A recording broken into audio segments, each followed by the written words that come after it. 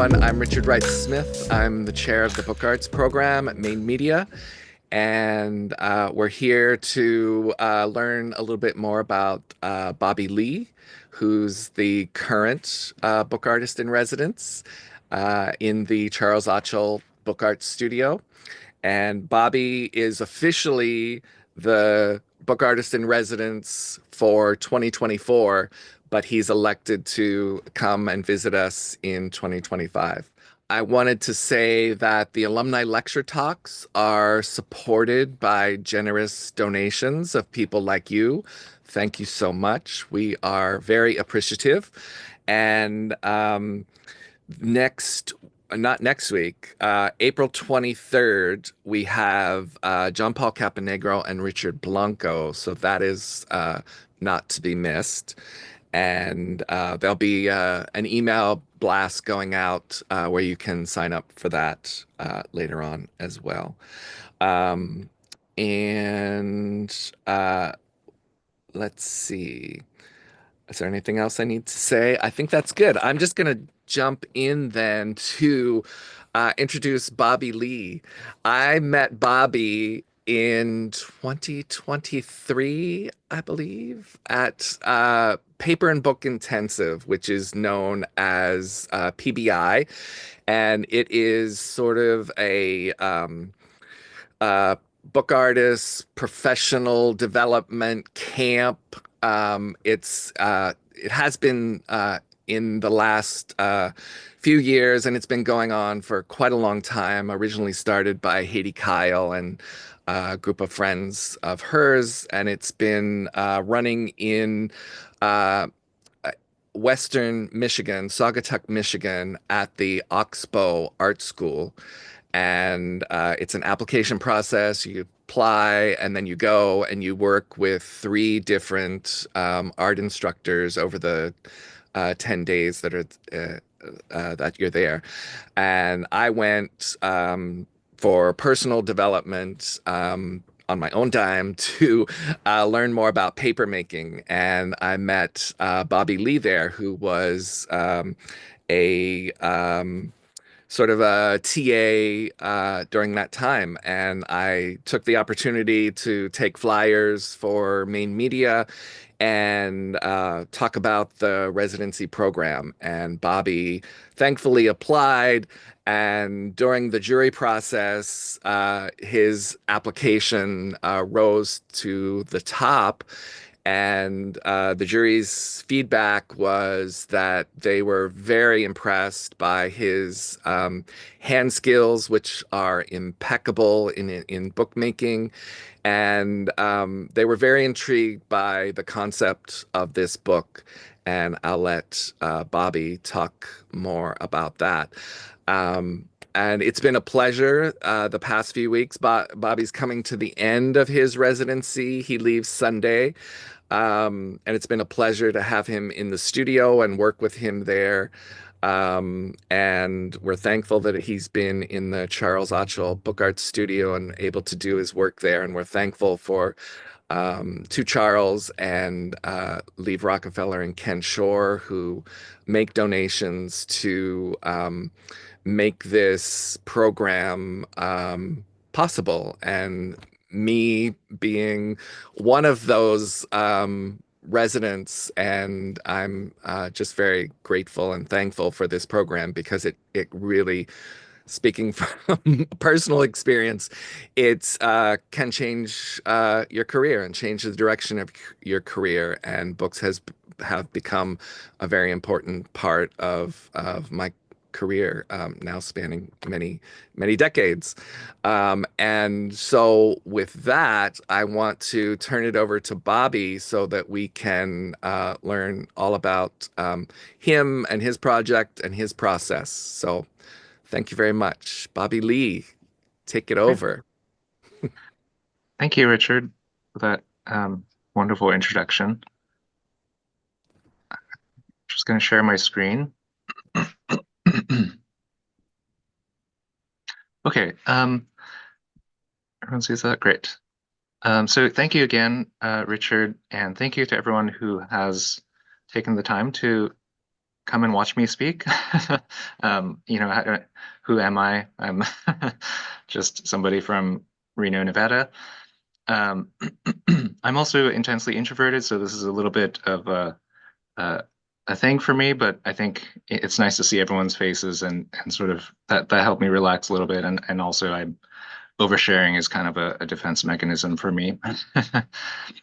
So I was looking at this slideshow that I made, and I feel like if there is a sort of theme, I sort of intended it to be just giving a background of my artistic journey, which isn't that long, but I feel like by sharing my story, it can be relatable to certain people in terms of like being a photographer to becoming a book artist. I think the photographer to book arts pipeline is growing, and I'm excited to be part of that. Um, yes, and I also just want to thank again Richard for just being a wonderful host, making me feel really welcome, providing any rides that I need. Thank I'm incredibly grateful to be here in this space.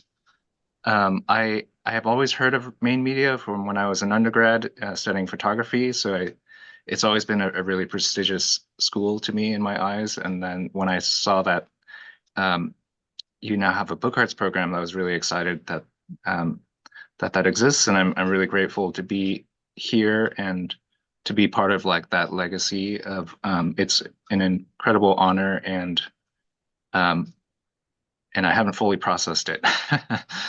um, okay. Uh, so what I wanted to talk about here, and I think going back to how I think I described this talk, is maybe about a theme of context. So first, I'm going to talk about my personal context, so that to help you understand maybe how I got to where I was, where I'm going, and why I'm interested in the things I'm interested in. So providing context to my own work, and then I think also I'm interested in the idea of context in terms of book arts and photography as well. Um, okay, so going back to my context, so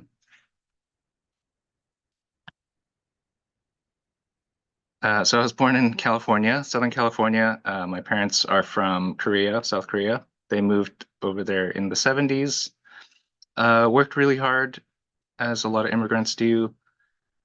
Created a pretty solid middle class lifestyle for us. This is me and my brothers. I'm with the teddy bear, the youngest. And so we had the opportunity to go to national parks, Yosemite, Grand Canyon. Of course, I took these completely for granted when I was a kid. But I think this was sort of the beginning, the planting the seed. Um, and I think it's an interesting way to sort of think about uh, connection to land. So obviously my parents are from Korea. They moved over because of economic issues, and so and they don't really think about land in this way. I'm the art nerd that talks about land in this way.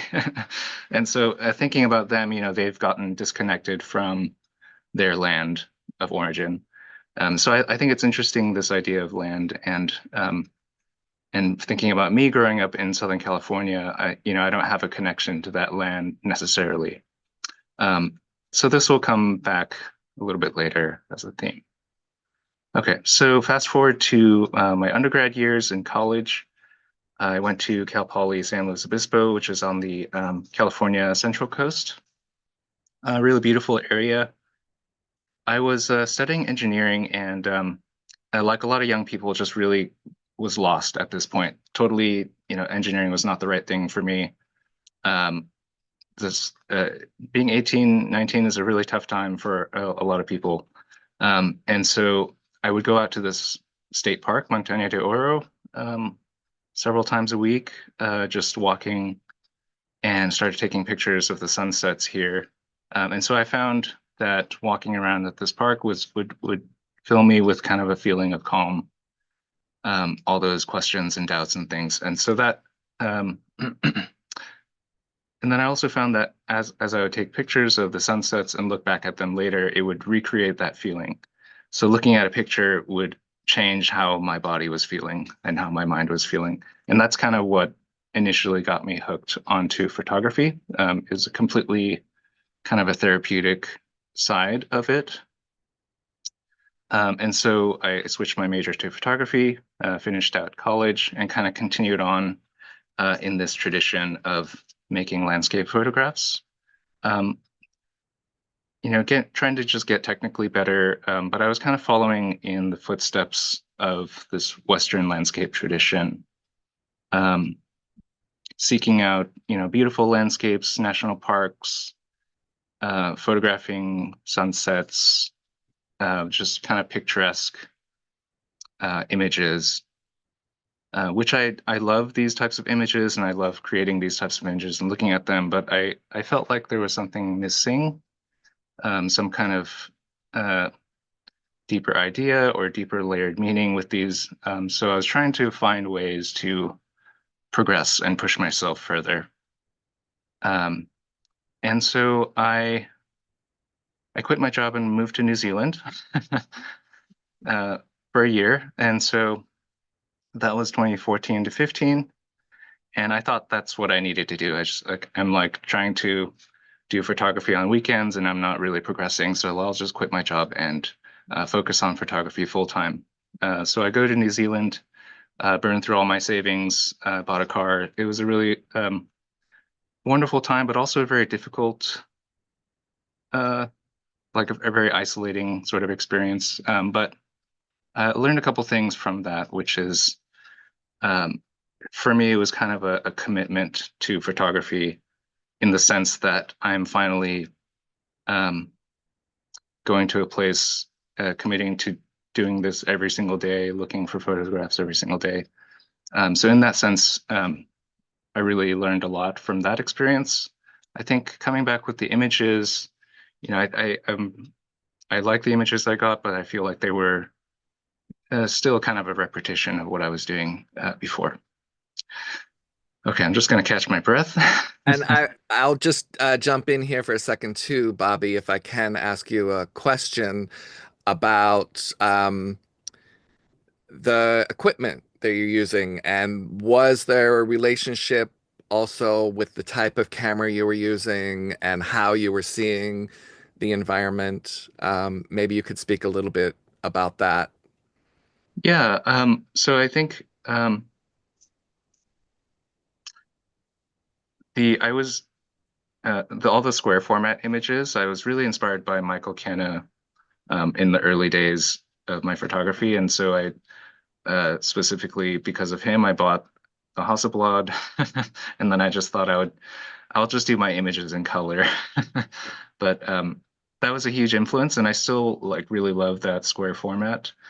And then I also work with a 4x5 camera, but I'm using a medium format back just for its lighter weight to carry around in some of these remote areas.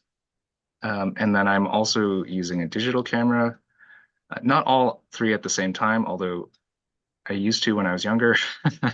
Now it's usually just two, but the digital will be for often other side things. But I really prefer to shoot film on more of these types when I have the opportunity to do it for certain projects. Thank you. And thank you for the question. Okay, so after New Zealand, came back, found another job for a little while, and then but I was still trying to push myself to progress my photography in some way, and I'm doing this kind of all on my own, just going to workshops and things like that, trying to educate myself more. And so the next thing I tried was just focusing on one particular location. And so this image here is from Convict Canyon, and this is actually the subject of the book that I'm working on. And so I'll come back to this later as well. But I chose this particular canyon because of this gray band of rock that kind of stretches across the entire canyon.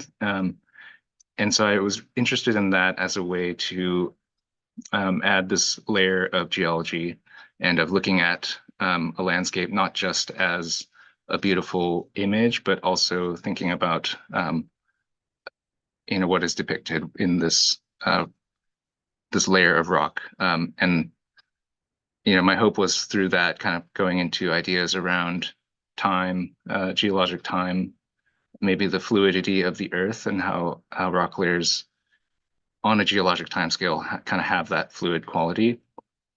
Um, okay, so that was the work that I did when I came back. I think I was still continuing in the same sort of style and legacy of like the Western landscape photography canon. Um, and I'm noticing this, but I'm not really understanding how to push beyond that. And so I like to show this image. This is an old Instagram account. I don't think it exists anymore, but it just aggregates all of these different images that, I mean, and this is kind of out of date now too, because we already have AI and the ability to aggregate different images of computers to be able to recognize styles and layouts of images. But I think it was just funny to sort of see um, how common this approach was, and as a way to sort of question what is this approach? What am I saying with these images? And to me, I think these are beautiful images, and technically or formally, but they also have like a sense of conquest or a sense of like exploration, to put a positive spin to it. And so it goes back to Caspar David Friedrich's painting, The Wonder Above the Sea of Fog. And I think this is a really beautiful painting, but I think it's interesting to think about different ideas around manifest destiny and the ideas of how Western culture sort of looks at ideas of nature or untouched nature and landscape. And so we have the same sort of formal setup as this painting in these types of images. Breathing. So standing atop a mountain, kind of looking out to the land that is shrouded in fog. It's kind of mysterious. And so there's this idea of the sublime landscape. It's kind of vast and incomprehensible, but at the same time, he's standing above it, looking out. And so there's this feeling of conquest or exploration, and how that connects to manifest destiny. So around this time also, I'm also trying to think of like being heavily influenced by the new topographics. So looking at different types of landscapes, not just these pristine, untouched places, exploring more of the built environment. This is a series of photographs done around Las Vegas. They have a huge network of flood basins, and because the whole Las Vegas Valley is a huge bowl that funnels flash flood water through the city, and it regularly floods. And so they've built all of these concrete structures out in the desert that are dry 99% of the year. And they're huge because to try to capture the flash flood. So the rest of the time, they just look like these land art sculptures. And it's an interesting way to sort of think about, especially in the context of Las Vegas, a city that probably shouldn't exist in terms of like resource, what they can actually sustain with their resources. And so, yeah, I find that to be really interesting, and another way to sort of try to add additional layers of meaning or investigation into landscapes.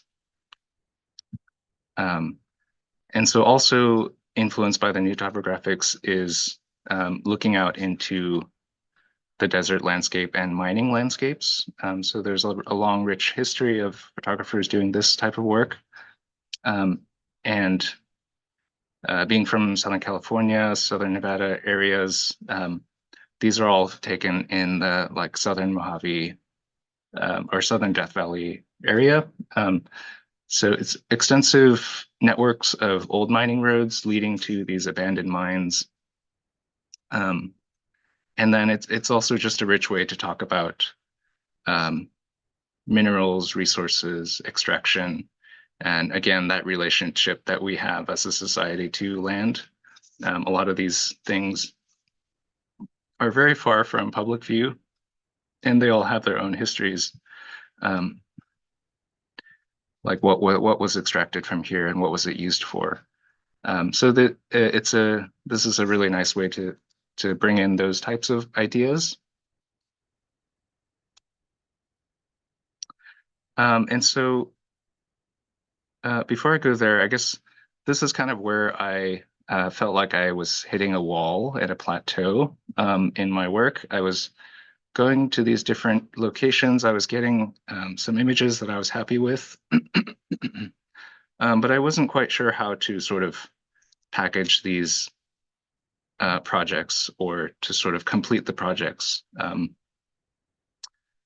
And ultimately, it led me to deciding to go to grad school. It was also around 2018, so the pandemic happened shortly after, and yeah, it was kind of a pandemic decision to decide to go to grad school. So I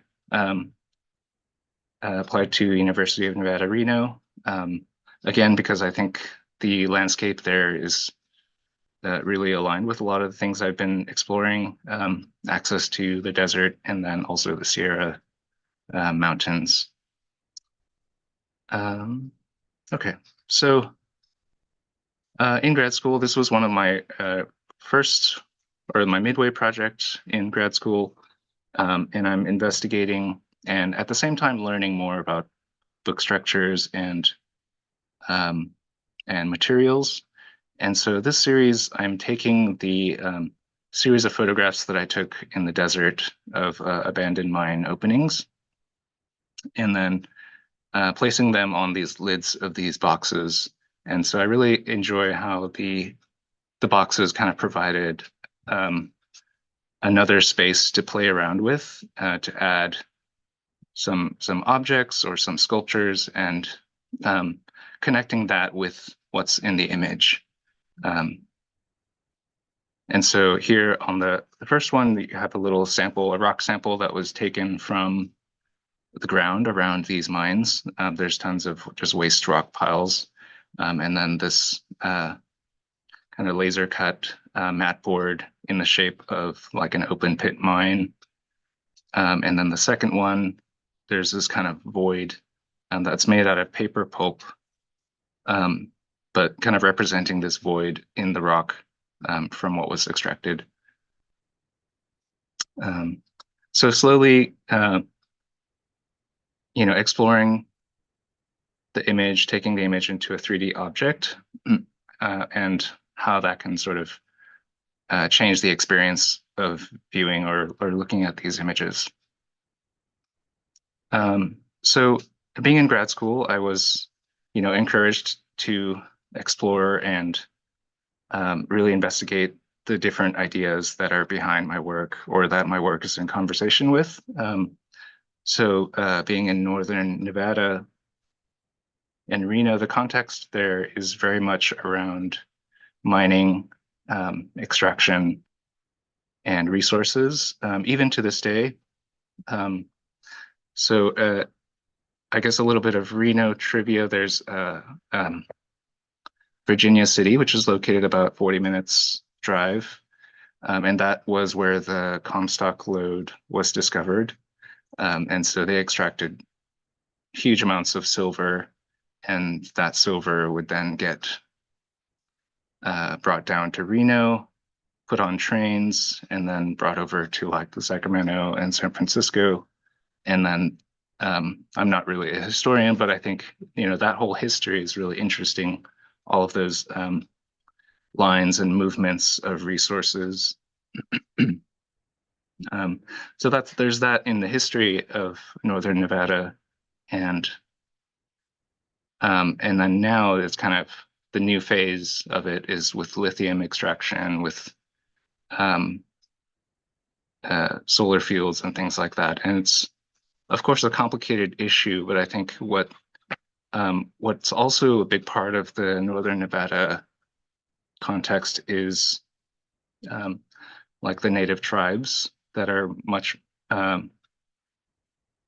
very active in sort of trying to spread awareness and talk about how these new extraction projects are going to affect their livelihoods, and sort of that connecting back to this history of Nevada, really prioritizing mining and industry over indigenous land issues, or like the preservation of water resources, for example. So it's a very complicated issue. But anyway, back to this slide. Okay, so that's and also the third context that I'm interested in, of the land artists who were working in the 60s and 70s. So they would go out to the desert to kind of go against the gatekeepers of like the big city art world, and they would create these works that were uncommodifiable. They were just too large, or they were made out in the landscape, so you couldn't actually own them. And they were working in a different context. Excuse me.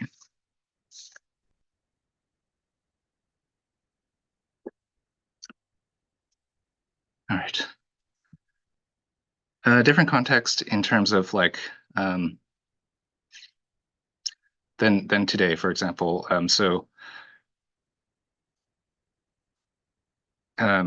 If you think about Michael Heiser's work, he has the Double Negative down in Southern Nevada, and then also the new work City that he's been working on for like the past 50 years, which is like a mile-long sculpture in the middle of the desert. And so back then there was no issue really with an artist coming out to the desert and sort of creating these large-scale sculptures, and they really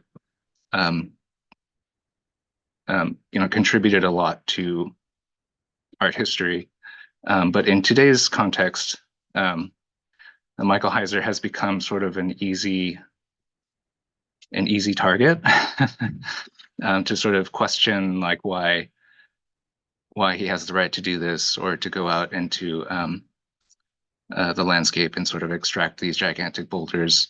And so, I don't, not judging, but I think it's just interesting to sort of think about this idea of extracting material and bringing it into the gallery.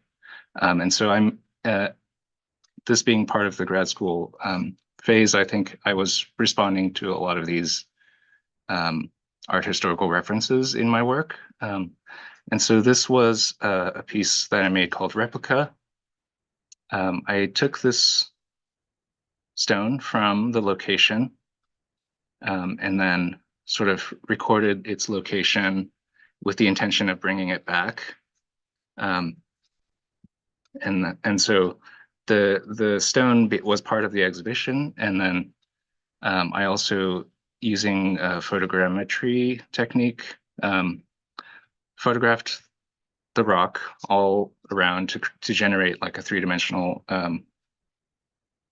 object, and then created that by hand out of mat board, gluing pieces of mat board together, and then wrapping that with an inkjet printed texture extrapolated from the photographs of the rock itself. So you get this polygon, like low res version of the rock next to it. And I think it's kind of funny to sort of see this low res version and see where like the technology and can't extrapolate things, so it just kind of adds in what it thinks is missing. But I think also there's an element of care that's was involved in having to sort of manually recreate this rock. that felt different from just extracting and putting the rock there. And so on this right side is me returning the rock last year. And I like this idea of sort of thinking about the rock as alive, as having a home, which is a very like anthropomorphic, is that the right word? But yeah. um, and that also connects to several different philosophies that we. Okay, so I take this even further in this. This is a piece that was in my thesis. This is a 6-foot tall boulder that's made out of paper, and it's all inkjet printed. So it is an entire roll of 50-foot long roll, 44-inch of Japanese inkjet paper that's printed and then sort of glued together at the seams, and the whole thing is crumpled up to create that texture, and then it's spread around this internal frame. And so this is direct response to the land artists.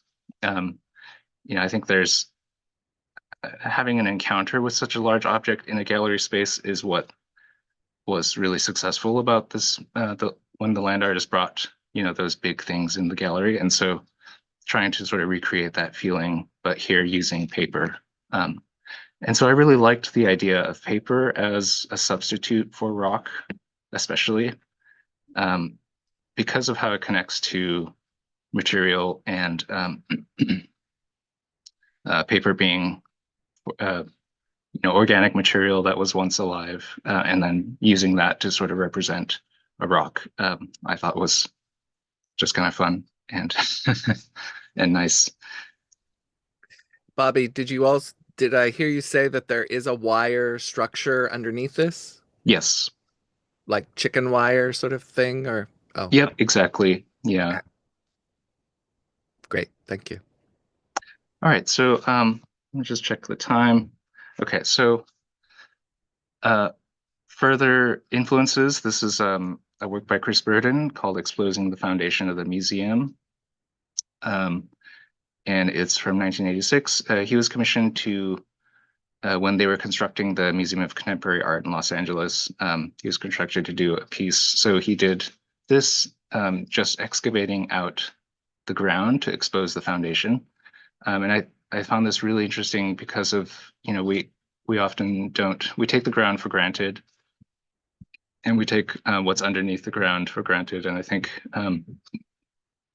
this piece is really amazing in how it really emphasizes that, and by allowing people to go down and sort of feel, the coldness that comes from the earth, and sort of see that there is like an entire world beneath the surface. And so this was my response to that.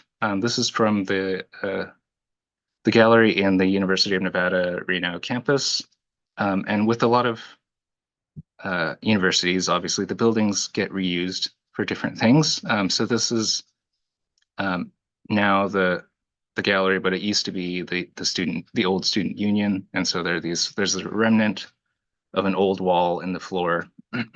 And so I photographed that texture and then printed it out and sort of created this mountainous undulating landscape, and sort of intending it to, again, try to refer to the ground, and to elevate the ground, to show the ground and make us think about it in a different way. And then also thinking about, maybe perhaps this is a slight stretch, but the University of Nevada is a land grant university. So what that means is it was created on federal land or land that was bought using the sale of federal lands. And then ultimately, the federal lands were sort of taken from indigenous tribes who were then moved onto reservations. And so trying to connect all of these ideas through this type of conceptual work. And then finally, I love this really famous piece from Felix Gonzalez Torres called Untitled: Portrait of Ross in LA. And he uses this motif of the pile, and it's a pile of candy that is set up to the weight of his partner before he passed away from AIDS. And so it's a participatory piece. Visitors can take a piece of candy. And so over the time of the exhibition, the pile gets smaller and smaller, just kind of reflecting, the deterioration of his partner's health. And it also implicates the visitor as participating in that diminishment. And so it reminded me a lot of piles of rock. And I wanted to sort of reference that in this piece called Rock Hounding. I got the year wrong on that one, but so I really love to collect rocks, and I still do, but I've in the process of my thesis explorations, I was beginning to sort of have my own doubts of like, is this okay to sort of keep taking these rocks? And I don't really know. I don't have an answer. I still take rocks sometimes, but I'm try to be much more intentional about it.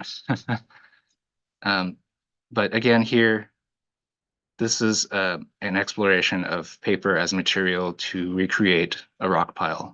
So each of these are printed on different types of Japanese paper, inkjet prints crumpled up and then shaped into these rocks. And so similarly, visitors were invited to either take a rock if they wanted to, or there was also a pile of papers next to it that they could use to create their own and add to the pile. Okay. So explorations of paper and really falling in love with paper, and how it can find interesting ways of taking the image photography into like a 3D object. So now I'm, continuing to explore the different intersections of photos and these book objects. This is an example of a panorama book, which was developed by the artist Haiti Kyle. And here I'm using a double-sided sheet of paper. So it's printed on both sides and kind of laid out in Photoshop so that it's all on a single sheet of paper that's then cut and folded to create this. So I think I really enjoy how these types of book objects can sort of have all of these additional spaces for content and can provide additional context for the places. So these sort of rock portraits are just sitting on top of like, and the spine image is kind of a photo of the ground nearby where these objects are. So this is another one. This is a flag book, again, invented by Haiti Kyle. And this one is I'm using the backside of the accordion spine to sort of show this larger image of the place where all of these images are from. And then the flags are made up of images so where I circumnavigated this little island, which is a little bit hard to make out, but this is like a little island in the middle of a playa, the dry lake bed. And so I walked around the island and photographed it at a bunch of different steps. And so those were all printed out into these flags to be sort of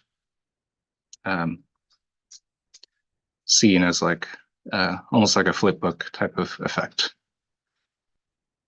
So I like exploring how different book structures can have different areas to play with images and adding different layers of context and meanings to the work. Okay. So now this brings me to the book project that I'm here for at Main Media. This is the Mountain Folds book. And so I'll just talk a little bit about some of the things that are part of this. The cover is, and this is the dummy of the book. So this is the, but I'm trying to reuse some of these techniques. So the cover is made out of a laser engraved printing plate. So it's just actually a piece of mat board that's engraved with the laser, and it's The image is from a photograph of the a cliff face, so it shows all the curves and folds in the mountain. So that I'm using that as the texture, and it's printed on the back side of all of these inkjet papers.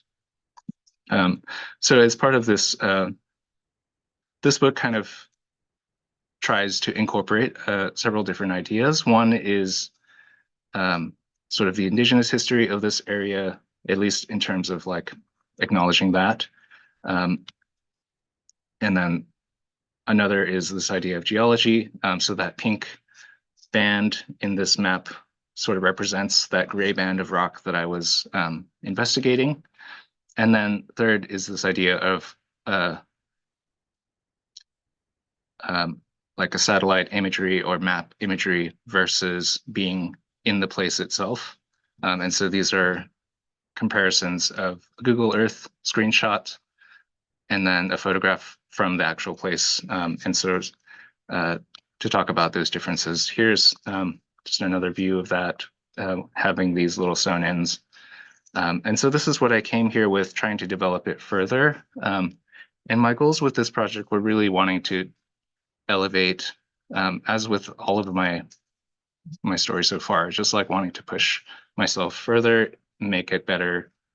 And I think with this, I was really wanting to choose and find better materials and different techniques. And so I was doing a lot of experimenting in my time here, and I think at one point, Richard showed me his jelly plate prints, and I really loved the ability for that process to create these nice big fields of color that I could get some level of consistency with, but there was also a lot of inconsistency, and I liked that sort of element of the unexpected. And I felt like that was kind of what was missing in my original version. It just felt too clean. And so after settling on this, I printed the back sides of all the 150 sheets of inkjet paper with this blue paint. And then on top of that, I printed that laser etched plate pattern of the rock formation. And so these will become all of the pages of the inkjet pages, and the images will be printed on the other sides. Down on the right is an example of kind of that, what the back sides of the spreads might look like. And then on the left, kind of how that spine might look like with all of the pages folded. And I was curious to go after this type of effect of like making the spine look like layers, to again reference back this whole geology layer thing that I have going on.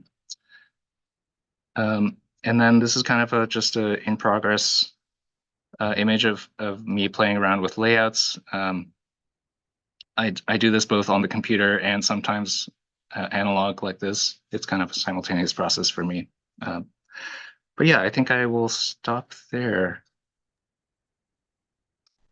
I was just gonna say, take note, artful book students, this is a type of book map and is necessary in the process of developing a book, to sort of lay out and sequence and reorganize and rethink and plan and change it up and, get it all worked out before you go to do your final book. These are just natural design process and creative process. So thank you for that, Bobby. Mhm. Um, uh, no questions yet. If someone has questions, please put it in the, well, there was one question about Haiti Kyle and her contacts. For me, she's the grande dame of book arts. And if you don't know her book, The Art of the Fold, it's done by her and her daughter, Ula Warchol. It's just packed with diagrams and ways to make different book formats. And then there was a comment about which you can read later about Christopher Morgan, who is a choreographer. So Bobby, you might look Hmm. them up later on. Um, so here's a question. Is this meant to be a book or a possibility of making multiple copies at once the design is finalized? Yeah, so I've printed out I have 150 sheets of that inkjet paper to work with. And uh, depending on what the final page count turns out to be, like for this example layout out here, you can see the white pages representing the inkjet pages. So that would be 12 per book. And so I forgot, I think that's not the exact math that I used to figure it out, but I'm aiming for an addition of 7 to 9. And that's based out of how many pages I can get out of that 150 sheets. And then can you talk a little bit more about the laser etched plates and that process? Yeah, so it's very similar to, I think, when you're preparing a photopolymer, in that you're getting an image and you're making it into a bitmap. So it's just like a on or off type of setting on the pixels. And then the laser um, can then etch every dot, and you can sort of, expand or reduce the resolution of it. Um, and then also you need to reverse the image to get the laser to sort of cut out the areas that you don't want printed. So it works really well. I think it's my plates kind of fall apart after a certain amount of time because I'm just using matboard. I'm sure there's ways to sort of reinforce that. You can also use really thin sheets of wood. I haven't really tested that too much. I hope that answers the question. Uh, they'll come back with another question if it didn't. And to your the pieces, the installation, the large sculptural installation pieces, can you talk about the process of that? Um, I know you that was you had access to some equipment at the University of Nevada at Reno, but can you talk about the type of printer and how you worked with your photograph to get it large and um, Yeah. So that one, I'm kind of guessing that you're talking about the big boulder. I Um, think so. and actually, I could share some random. I don't know. This is dangerous, but uh, so I have a handful of images of that. Oh, okay. Actually, no, I did not save those. Sorry. Um, But just was there a particular printer you used to print that, and how big was it? And um, I don't know where this person is if they're looking to place an order somewhere, or I think you used the ones that at the school, but if was it like a 4 foot wide printer, 3 foot wide printer? Yeah. So it was the Epson 9500, 44-inch wide, and I was using Awagami paper roll of. Uh, I used the bamboo for that one, but I think no, actually I used the Inbay thin. So it's like a very thin, like 70 GSM paper. And I printed the entire 50-foot roll for that boulder. So it was, and I printed it in squares. So it would be a 40-inch by 40-inch square.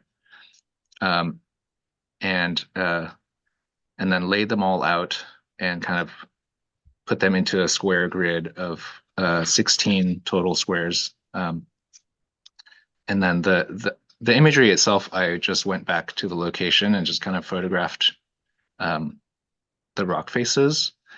Um, most of the images were from one single rock face, but it was also fairly easy to just sort of mix and match different images because of the crinkling of the rock. We really hid a lot of those transitions. And were you using tape or glue to adhere the pages together? And then did you adhere them to the wire structure? To adhere the pages together, I used PVA mix, and then the wire structure, I used clothespins from the backside. And so actually that boulder is not covered in the round. It's just covered on like three or four sides. And so I could go behind it and sort of clip and shape it to the way I wanted. And then move it into place. Mhm. Yeah. Okay. And then did you spray fix the surface of the images, or you just left them as it came off the printer? I just left them as it came off. Okay. Okay. Good. Do you fix your images as a general rule? And if so, Uh, what do you use? so actually, no, I have never fixed my images, but I think I don't know if you should sort of follow that advice. I'm, very open about feeling like that I'm still learning, and I like to keep that beginner mindset as much as possible in life in general. And so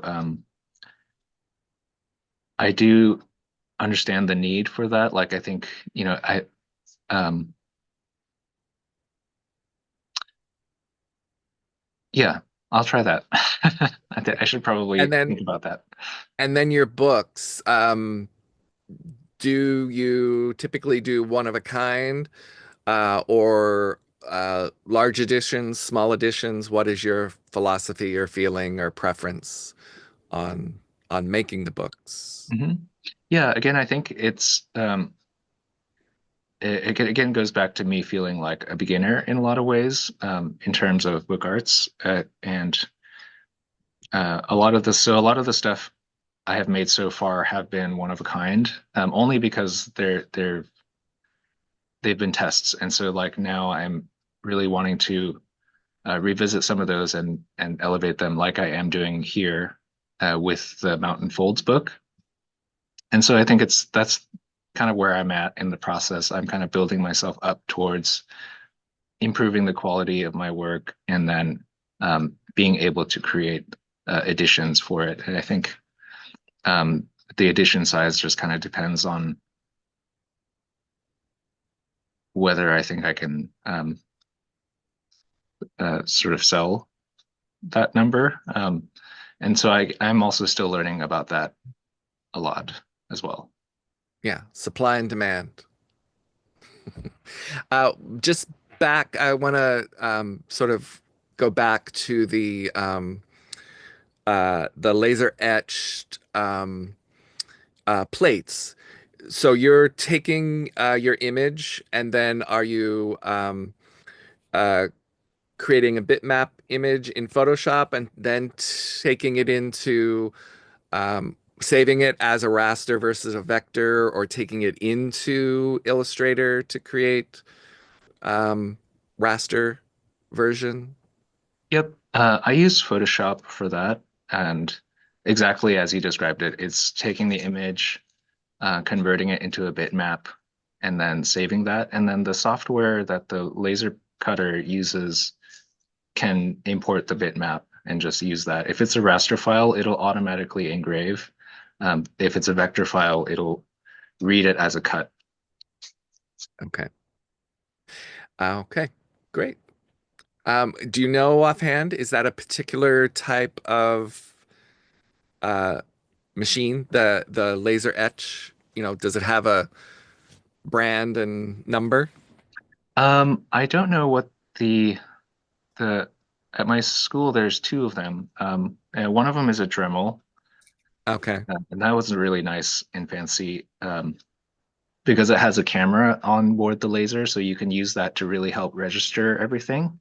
Yeah. Um, the other one is the one that I used just because it had a larger bed, but it was actually like an older, lower quality laser. Okay.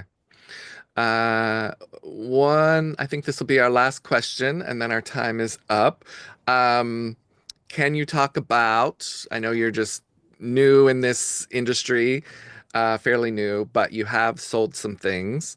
And can you talk about selling your work and galleries and shows and just just the business side of it that you are finding, how that's working for you and what your experience is.